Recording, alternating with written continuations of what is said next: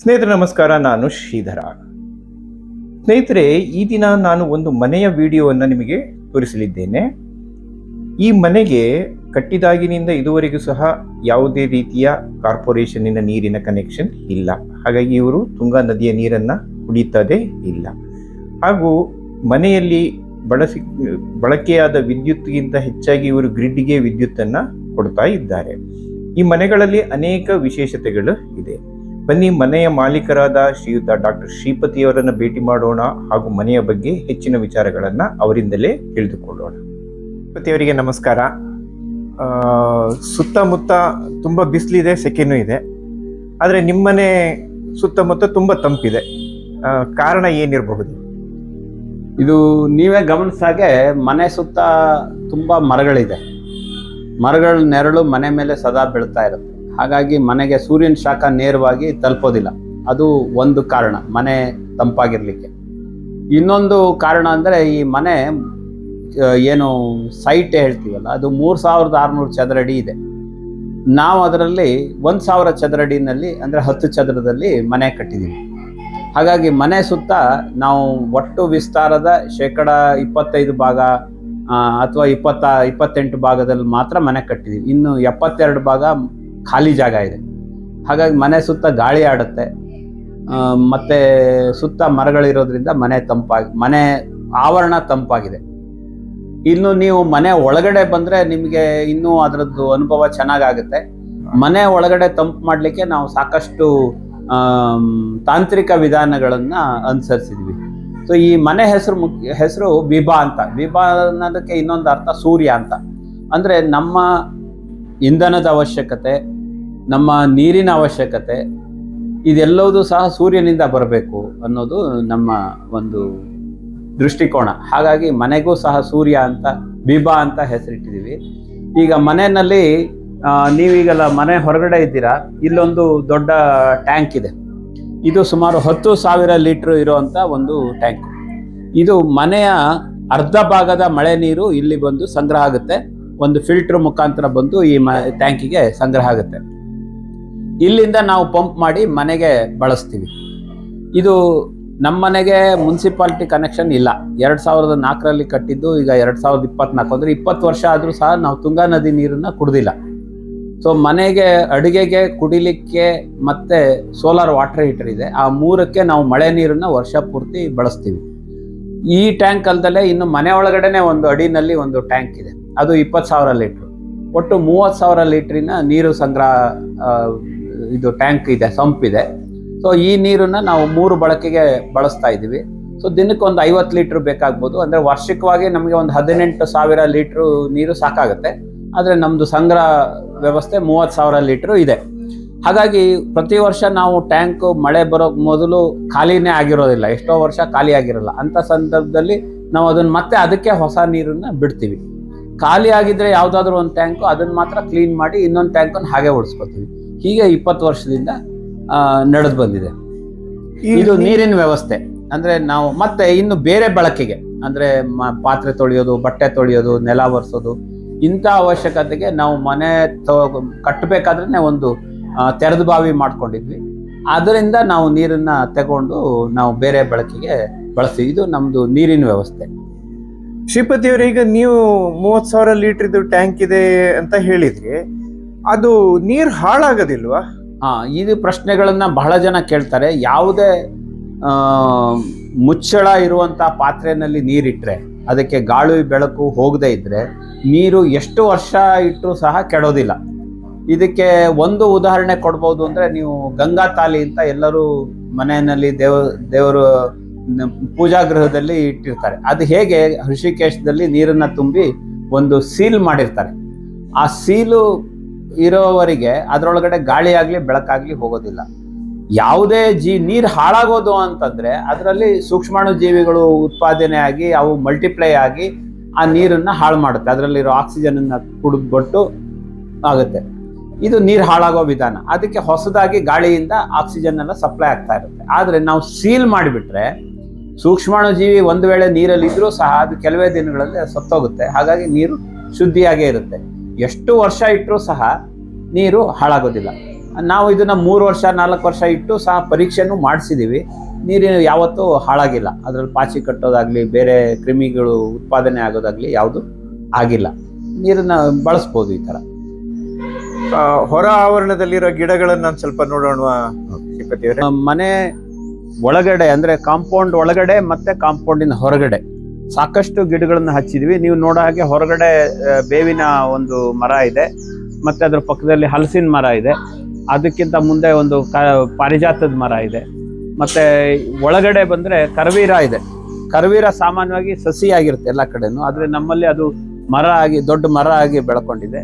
ಮತ್ತೆ ಅದ್ರ ಪಕ್ಕದಲ್ಲಿ ಒಂದು ಹಲಸಿನ ಮರ ಇದೆ, ಹಾಗೇನೆ ಬೇವಿನ ಮರ ಇತ್ಯಾದಿಗಳು ಈ ಮುಂಭಾಗದಲ್ಲಿ ನೀವು ನೋಡ್ತೀರಾ. ಅಂದ್ರೆ ಒಂದು ದಟ್ಟವಾಗಿ ಸದಾ ನೆರಳು ಇರುತ್ತೆ. ನಮ್ಮನೆ ಗೋಡೆಗೆ ಸೂರ್ಯನ ಬಿಸಿಲು ನೇರವಾಗಿ ಬೀಳೋದಿಲ್ಲ. ಇದು ಒಂದು ಕಾರಣ ಮನೆ ತಂಪಾಗ್ಲಿಕ್ಕೆ. ಇನ್ನು ಮನೆಯ ಪಶ್ಚಿಮ ಭಾಗದಲ್ಲೂ ಸಹ ಸಾಕಷ್ಟು ಗಿಡಗಳಿದೆ, ಬನ್ನಿ ತೋರಿಸ್ತೀನಿ. ಮತ್ತೆ ನಾವಿಲ್ಲಿ ಬೇರೆ ಬೇರೆ ತರದ ಗಿಡಗಳ ನರ್ಸರಿಗಳನ್ನು ಮಾಡಿದೀವಿ.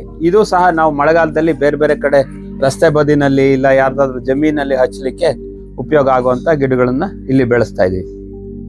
ಈಗ ಇಲ್ಲಿ ಮನೆ ಹೊರಗಡೆ ನೋಡಿದಿರಾ, ಇದು ನೇರಳೆ ಮರ ಬೆಳೆದಿದೆ. ಇದು ಸಿಂಗಾಪುರ್ ಚೆರ್ರಿ ಅಂತ ಹಣ್ಣು, ಕೆಲವು ಪಕ್ಷಿಗಳಿಗೆ ಬಹಳ ಇಷ್ಟವಾದಂತ ಹಣ್ಣು. ಇದು ಸಣ್ಣ ಕೆಂಪನೆ ಹಣ್ಣು ಬಿಡುತ್ತೆ. ಇದು ಸಹ ಹಾಗಾಗಿ ಈ ಹಣ್ಣು ಬಿಡೋ ಟೈಮ್ನಲ್ಲಿ ತುಂಬಾ ಪಕ್ಷಿಗಳು ಇಲ್ಲಿ ಬರುತ್ತೆ. ಅದೇ ರೀತಿ ಇದೊಂದು ಕೆಂಪನೆ ಹೂ ಬಿಡುವಂತ ಒಂದು ಮರ, ಅದು ಪಾರಿಜಾತ ಮರ ಇದೆ.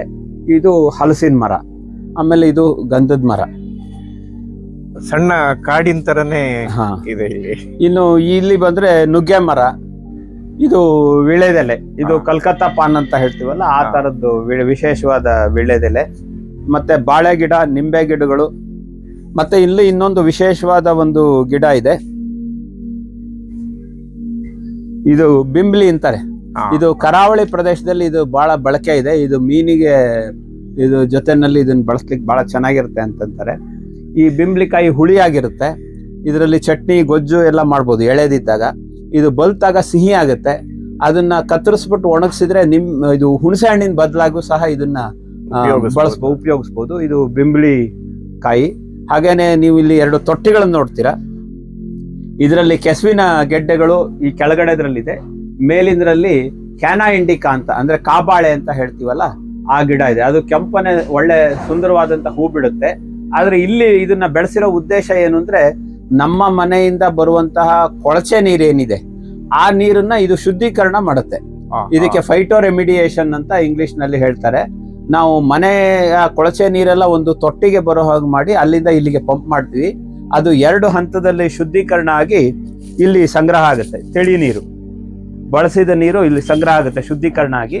ಇದನ್ನ ನಾವು ಬೇಸಿಗೆ ಕಾಲದಲ್ಲಿ ಗಿಡಗಳಿಗೆ ಬಳಸ್ತೀವಿ. ಈಗ ಮಳೆಗಾಲ ಆಗಿರೋದ್ರಿಂದ ಇದನ್ನ ಈಗ ಉಪಯೋಗಿಸೋದನ್ನ ನಿಲ್ಸಿದೀವಿ, ಮಳೆ ಪ್ರಾರಂಭ ಆಗಿರೋದ್ರಿಂದ. ಅಂದ್ರೆ ಮನೆ ವೇಸ್ಟ್ ನೀರನ್ನು ಮನೆ ವೇಸ್ಟ್ ನಾವು ಹೊರಗಡೆಗೆ ಕಳ್ಸೋದಿಲ್ಲ. ಅದಕ್ಕೆ ಇಲ್ಲಿ ಸಂಗ್ರಾಹಕ ಒಂದು ತೊಟ್ಟಿ ಇದೆ, ಈ ತೊಟ್ಟಿನಲ್ಲಿ ಸಂಗ್ರಹ ಆಗುತ್ತೆ. ಈಗ ಗಿಡಗಳಿಗೆ ನೀರು ಬೇಡ ಅಂದಾಗ ಅದಕ್ಕೆ ಪೈಪ್ ಲೈನ್ ಮುಖಾಂತರ ಅಲ್ಲಿ ಇಂಗುಗುಂಡಿ ಇದೆ ನಮ್ಮ ಆವರಣದಲ್ಲೇನೆ, ಅಲ್ಲಿಗೆ ನೀರ್ ಹೋಗುತ್ತೆ, ಭೂಮಿ ಒಳಗಡೆ ಹಿಂಗುತ್ತೆ. ನಾವು ಗಿಡಗಳಿಗೆ ನೀರ್ ಬೇಕು ಅಂದಾಗ ಈ ತೊಟ್ಟಿನಲ್ಲೇ ನೀರ್ ನಿಲ್ಲೋ ಹಾಗೆ ಮಾಡಿ ಅಲ್ಲಿಂದ ಈ ಫೈಟೋ ರೆಮಿಡಿಯೇಷನ್ ಪ್ಲಾಂಟಿಗೆ ನೀರನ್ನ ಪಂಪ್ ಮಾಡ್ತೀವಿ. ಹಾಗೇನೆ ಇಲ್ಲಿ ಮಳೆ ನೀರು ಸಂಗ್ರಹದ ವ್ಯವಸ್ಥೆ ಇಲ್ಲಿ ಒಂದಿದೆ. ನಾನು ಹೇಳಿದೆ ಮೊದಲು ಒಂದು 10,000 ಲೀಟರ್ ಇದೆ, ಇನ್ನೊಂದು ಒಳಗಡೆ 20,000 ಲೀಟರ್ ಇದೆ. ಈಗ 20,000 ಲೀಟರ್ಗೆ ಮಳೆಯ ಒಂದು ಭಾಗ, ಪಶ್ಚಿಮದ ಭಾಗದ ನೀರೆಲ್ಲ ಇಲ್ಲಿ ಬರುತ್ತೆ.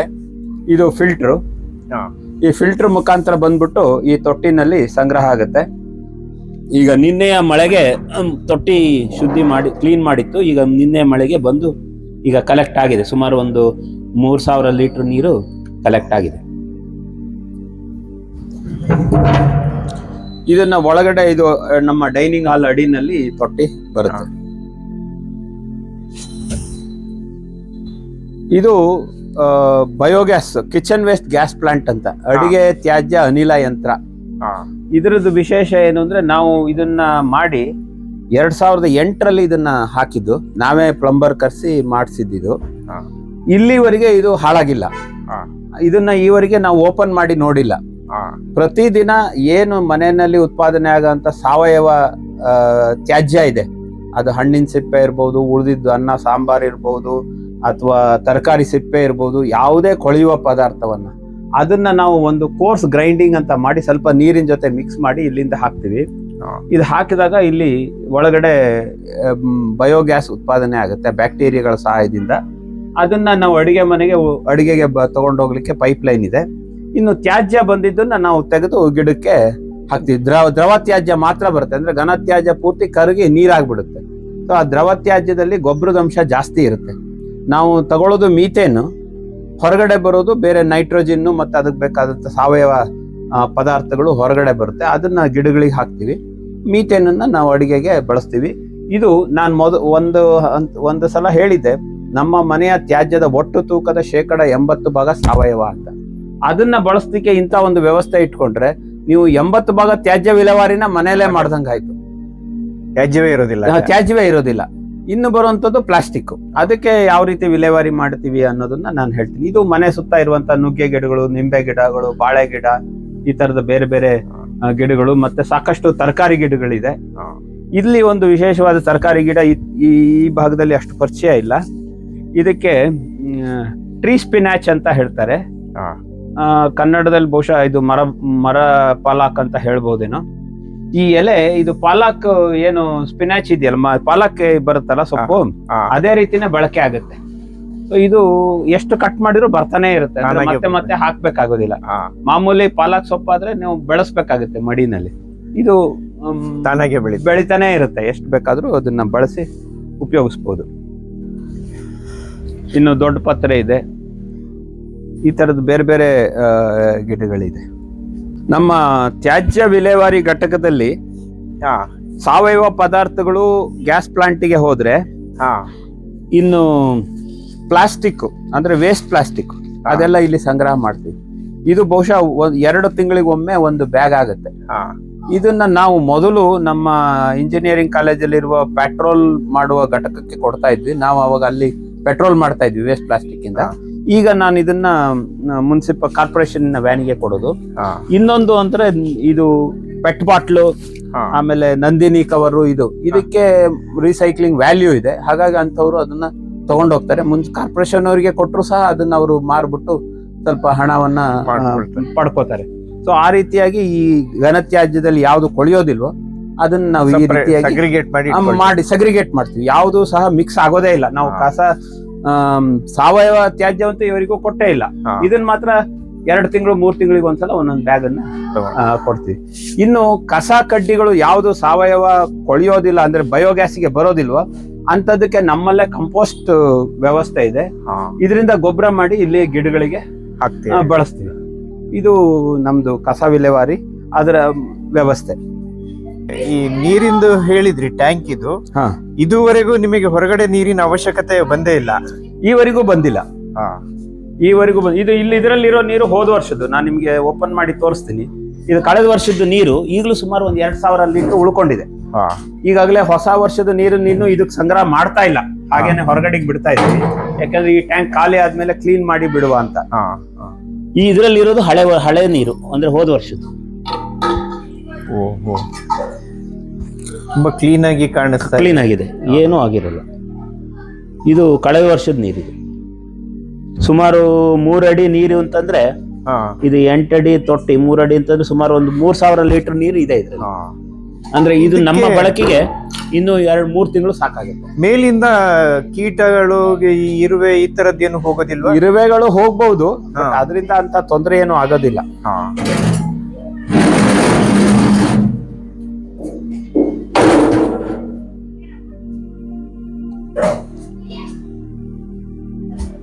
ಇನ್ನು ನೀವು ಒಂದು ಮನೆ ತಂಪಾಗಿರೋದ್ರ ಬಗ್ಗೆ ಕೇಳಿದ್ರಿ. ಹೊರ ಆವರಣ ತಂಪಾಗಿರೋದು ಸಸ್ಯಗಳ ಮರಗಳಿಂದ ಸಹಾಯದಿಂದ, ಮತ್ತೆ ಸಾಕಷ್ಟು ಆವರಣದಲ್ಲಿ ಜಾಗ ಬಿಟ್ಟಿರೋದ್ರಿಂದ. ಇನ್ನು ಮನೆ ಒಳಗಡೆ ತಂಪಾಗ್ಲಿಕ್ಕೆ ನಾವು ಸಾಕಷ್ಟು ವಿಧಾನಗಳನ್ನ ಅಳವಡಿಸ್ಕೊಂಡಿದೀವಿ. ಈಗ ಈ ಹಾಲನ್ನ ನೋಡಿದ್ರೆ ನಿಮ್ಗೆ ಗೊತ್ತಾಗುತ್ತೆ, ಮೇಲ್ಗಡೆ ಏನು ಛಾವಣಿ ಇದೆ ಇದು ಹಾಲೋ ಬ್ಲಾಕ್ಸ್ ಇಂದ ಮಾಡಿರುವಂತದ್ದು. ಅಂದ್ರೆ ಒಳಗಡೆ ಏರ್ ಇದೆ, ಗಾಳಿ ಇದೆ, ಹಾಗಾಗಿ ಶಾಖ ಗಾಳಿಯ ಮುಖಾಂತರ ಮನೆ ಒಳಗಡೆ ಬರೋದು ಕಡಿಮೆ. ಯಾಕಂದ್ರೆ ಇನ್ಸುಲೇಷನ್ ಕೆಪಾಸಿಟಿ ಗಾಳಿಗೆ ಜಾಸ್ತಿ, ಹಾಗಾಗಿ ಶಾಖ ಮೇಲಿಂದ ಬರೋದಿಲ್ಲ. ಮತ್ತೆ ಮನೆಯಲ್ಲಿ ವೆಂಟಿಲೇಟರ್ಸ್ಗಳನ್ನ ಹಾಕಿದೀವಿ. ಹಾ. ಇದೆಲ್ಲ ಈ ವೆಂಟಿಲೇಟರ್ಸ್ಗಳು ಹಿಂದೆ ಹಳೆ ಮನೆಗಳಲ್ಲೆಲ್ಲ ಇರ್ತಿತ್ತು, ಈಗ ಅದನ್ನ ಬಿಟ್ಟಿದ್ದಾರೆ. ಆದ್ರೆ ಈ ವೆಂಟಿಲೇಟರ್ಗಳು ಬಿಸಿ ಗಾಳಿ ಹೋಗ್ಲಿಕ್ಕೆ ಒಂದು ಒಳ್ಳೆಯ ದಾರಿ. ಹಾ. ಯಾಕಂದ್ರೆ ಅದು ಹಗುರ ಇರುತ್ತೆ, ಮೇಲ್ಭಾಗದಲ್ಲಿ ಇರುತ್ತೆ. ಹಾಗಾಗಿ ಅಲ್ಲಿ ಅದಕ್ಕೆ ಓಪನಿಂಗ್ ಕೊಟ್ರೆ ಗಾಳಿಯಿಂದ ಬಿಸಿ ಗಾಳಿ ಹೊರಗಡೆ ಹೋಗುತ್ತೆ. ಸಹಜವಾಗಿ ಕೆಳ ಪ್ರದೇಶದಿಂದ ತಣ್ಣನೆ ಗಾಳಿ ತೂಕ ಇರುತ್ತೆ, ಕೆಳಗಡೆ ಇರುತ್ತೆ. ಅದು ಕೆಳಗಡೆಯಿಂದ ತಣ್ಣನೆ ಗಾಳಿ ಮನೆ ಒಳಗಡೆ ಬರುತ್ತೆ. ಹಾಗಾಗಿ ಎಲ್ಲಾ ರೂಮ್ಗಳಲ್ಲೂ ಸಹ ನಾವು ಈ ತರ ದೊಡ್ಡ ವೆಂಟಿಲೇಟರ್ ಕಟ್ಟಿದೀವಿ. ಇದು ಒಂದು ಕಾರಣ ಮನೆ ತಂಪಾಗಿರ್ಲಿಕ್ಕೆ. ಮತ್ತೆ ಚಾವಣಿ ಎತ್ತರ 12 ಅಡಿ ಮಾಡಿದೀವಿ. ಸಾಮಾನ್ಯವಾಗಿ 10-10.5 ಮಾಡ್ತಾರೆ. ಎತ್ತರ ಜಾಸ್ತಿ ಇದ್ದಷ್ಟು ಬಿಸಿ ಗಾಳಿ ಮೇಲ್ಗಡೆ ಅಂದ್ರೆ ನಮ್ಮ ಎತ್ತರಕ್ಕಿಂತ ಮೇಲೆ ಇರುತ್ತೆ. ಹಾಗಾಗಿಯೂ ಸಹ ಮನೆ ತಂಪಾಗಿರುತ್ತೆ. ಇನ್ನೊಂದು ಅಂದ್ರೆ ಕ್ರಾಸ್ ವೆಂಟಿಲೇಷನ್ ಅಂತ ಹೇಳ್ತೀವಿ. ಅಂದ್ರೆ ಬೇಸಿಗೆನಲ್ಲಿ ಗಾಳಿ ಬೀಸೋ ದಿಕ್ಕು ಈಶಾನ್ಯದಿಂದ ನೈಋತ್ಯದಿಂದ ಈಶಾನ್ಯಕ್ಕೆ, ಈ ದಿಕ್ಕಿನಲ್ಲಿ ಗಾಳಿ ಬೀಸುತ್ತೆ. ಹಾಗಾಗಿ ನಾವು ಆ ದಿಕ್ಕಿನಲ್ಲಿ, ಇದು ನೈಋತ್ಯ ಆದ್ರೆ ಇದು ಈಶಾನ್ಯ, ಓಪನಿಂಗ್ ಮನೆಯಲ್ಲಿ ಪೂರ್ತಿ ಓಪನಿಂಗ್ ಕೊಟ್ಟಿದ್ದೀವಿ. ಹಾಗಾಗಿ ಗಾಳಿ ಸರಾಗವಾಗಿ ಆಡೋದ್ರಿಂದ ಮನೆ ತಂಪಾಗಿರುತ್ತೆ. ಸೊ ಅದು ಒಂದು ಕಾರಣದಿಂದ ಮನೆ ತಂಪಾಗಿರುತ್ತೆ. ಇದು ಪ್ಯಾಸಿವ್ ಕೂಲಿಂಗ್ ಅಂತ. ಇದರ ಜೊತೆಗೆ ಮನೆ ಮಧ್ಯದಲ್ಲಿ ನಾವು ಒಂದು ಸೋಲಾರ್ ಚಿಮಿಣಿ ಅಂತ ಮಾಡಿದೀವಿ. ಅಂದ್ರೆ ಮನೆ ಮಧ್ಯದಲ್ಲಿ ಒಂದು ಓಪನಿಂಗ್ ಕೊಟ್ಟಿದೀವಿ. ಇಲ್ಲಿ ನೀವು ನೋಡ್ತೀರಾ, ಇದು ಮೇಲ್ಭಾಗದ್ದು. ಸೊ ಈ ಚಿಮಣಿಯಿಂದ ಬಿಸಿ ಗಾಳಿ ಹೋಗ್ಲಿಕ್ಕೆ ಇನ್ನೊಂದು ದಾರಿ. ಹಾಗಾಗಿ ಮನೆ ಮಧ್ಯದಲ್ಲಿ ಎತ್ತರದಲ್ಲಿ ಇರೋದ್ರಿಂದ ಸಹಜವಾಗಿ ಬಿಸಿ ಗಾಳಿ ಆ ಜಾಗಕ್ಕೆ ಹೋಗುತ್ತೆ, ಅಲ್ಲಿಂದ ಹೊರಗಡೆ ಹೋಗುತ್ತೆ. ಕೆಳ ಕಿಟಕಿಗಳಿಂದ ಮನೆ ಒಳಗಡೆ ತಣ್ಣನೆ ಗಾಳಿ ಬರುತ್ತೆ. ಸೊ ಇದು ಒಂದು ಕಾರಣದಿಂದ ಮನೆ ತಂಪಾಗಿರುತ್ತೆ. ಹೀಗೆ ಹಲವಾರು ವಿಧಾನಗಳನ್ನ ಬಳಸಿ ನಾವು ಮನೆಯನ್ನ ತಂಪಾಗಿಟ್ಟಿದ್ದೀವಿ. ಇದು ಅನುಭವ ಎಲ್ಲರಿಗೂ ಬರುತ್ತೆ. ಸಾಮಾನ್ಯವಾಗಿ ಇದೇ ಸೈಜಿನ ಇನ್ನೊಂದು ಮನೆಗೆ ಹೋದಾಗ ಅಲ್ಲಿಗೂ ಇಲ್ಲಿಗೂ ಹೋಲಿಸಿದಾಗ ಸುಮಾರು 4-5 ಡಿಗ್ರಿ ಉಷ್ಣತೆ ಇಲ್ಲಿ ಕಡಿಮೆ ಇರುತ್ತೆ. ಇದನ್ನ ನಾವು ಪರೀಕ್ಷೆನೂ ಮಾಡಿ ನೋಡಿದೀವಿ. ಇದು ಶ್ರೀಪತಿಯವರು, ಈಗ ಮನೆ ಕಟ್ಲಿಕ್ಕೆ ತಾವೇನಾದ್ರೂ ಬೇರೆ ಟೆಕ್ನಾಲಜಿ ಯೂಸ್ ಮಾಡಿದ್ದೀರಾ ಅಥವಾ alternative construction type? Alternative construction ಅಂದ್ರೆ ನಾವು ಈಗ ಮುಂದ್ಗಡೆ ಒಂದೊಂದು ಗೋಡೆಗೆ ಒಂದೊಂದು ತರ ವಿಧಾನ ಮಾಡಿದೀವಿ. ಈ ಗೋಡೆಗೆ ಮಣ್ಣಿನ ಸಿಮೆಂಟಿನ ಇದು ಮರಳು ಸಿಮೆಂಟ್ ಬದಲು ಮಣ್ಣು ಹಾಕಿ ಗೋಡೆಗೆ ಕಟ್ಟಿದೀವಿ.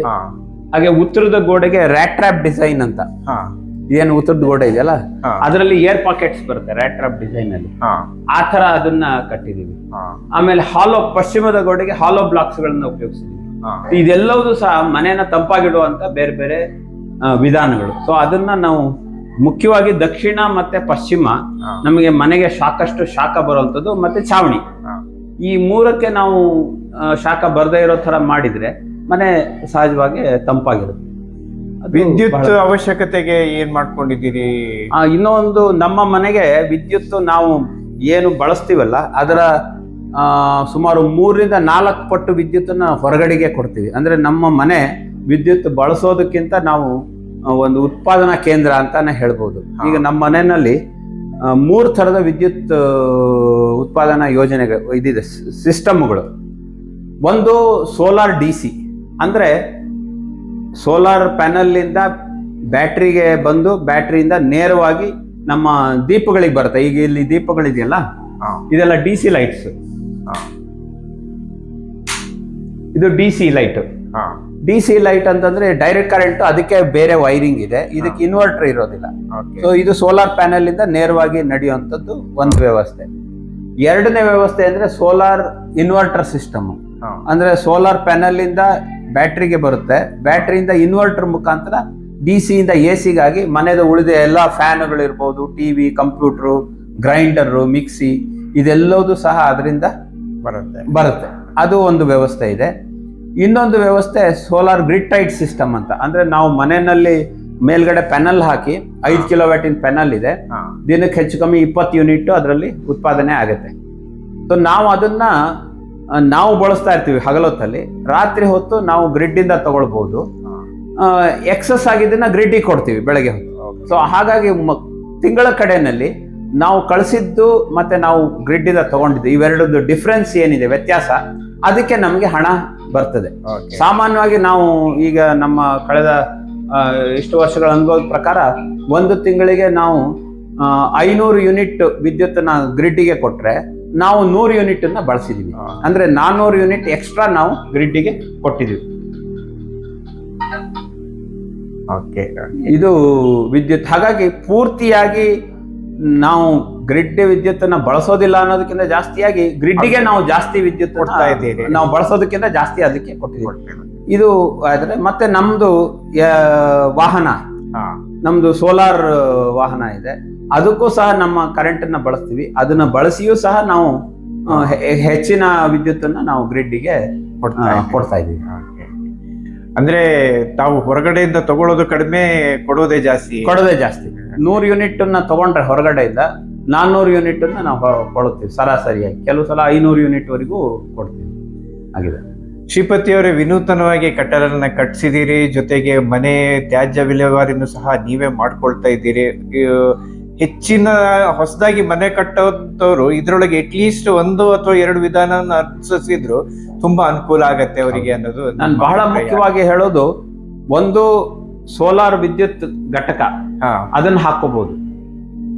ಅದು ನಾವು ಬಳಸೋ ವಿದ್ಯುತ್ಗಿಂತ ಜಾಸ್ತಿ ನಾವು ಸರ್ಕಾರಕ್ಕೆ ಕೊಟ್ರೆ ಅಥವಾ ಗ್ರಿಡ್ಗೆ ಕೊಟ್ರೆ ಅದು ಈ ಇಂಡಸ್ಟ್ರಿಗಳಿಗೆ ಮತ್ತೊಂದಕ್ಕೆ ಬಳಕೆಯಾಗಿ, ಈಗ ಇಂಡಸ್ಟ್ರಿಗಳಿಗೆ ಕೊಡ್ಲಿಕ್ಕೆ ಥರ್ಮಲ್ ಪವರ್ ಪ್ಲಾಂಟ್ ಮತ್ತೊಂದು ಹೈಡ್ರೋ ಎಲೆಕ್ಟ್ರಿಕ್ ಪವರ್ ಪ್ಲಾಂಟ್ ಮಾಡೋದ್ರ ಬದಲಾಗಿ ಈ ವಿದ್ಯುತ್ತಿಂದ ಅದನ್ನ ನಡೆಸಲಿಕ್ಕೆ ಸಾಧ್ಯ ಇದೆ. ಅದು ಒಂದು ಮಾಡ್ಬೋದು. ಇನ್ನೊಂದು ನಾನು ಬಹಳ ನನಗೆ ತುಂಬಾ ಖುಷಿ ಕೊಟ್ಟಿದ್ದು ಅಥವಾ ಹೆಮ್ಮೆ ವಿಚಾರ ಅಂತಂದ್ರೆ ನಮ್ಮ ಬಯೋಗ್ಯಾಸ್ ಪ್ಲಾಂಟ್. ನಾನು ಹೊರಗಡೆ ನಿಮಗೆ ಬಯೋಗ್ಯಾಸ್ ಪ್ಲಾಂಟ್ ತೋರಿಸಿದೆ. ಅದರ ಉಪಯೋಗ 2. ಒಂದು, ಮನೆಗೆ ಬಂದಂತ ತ್ಯಾಜ್ಯದ 3/4 ಭಾಗವನ್ನ ಅದು ವಿಲೇವಾರಿ ಮಾಡುತ್ತೆ. ಅದರ ಜೊತೆಗೆ ನಿಮಗೆ ಬೇಕಾದ ಅಡಿಗೆ ಇಂಧನದ 40% ಭಾಗವನ್ನ ನಮಗೆ ಅದೇ ಕೊಡುತ್ತೆ. ನಾನು ನಿಮಗೆ ಬಯೋಗ್ಯಾಸ್ ಪ್ಲಾಂಟ್ ಅನ್ನ ಹಚ್ಚಿ ತೋರಿಸ್ತೀನಿ.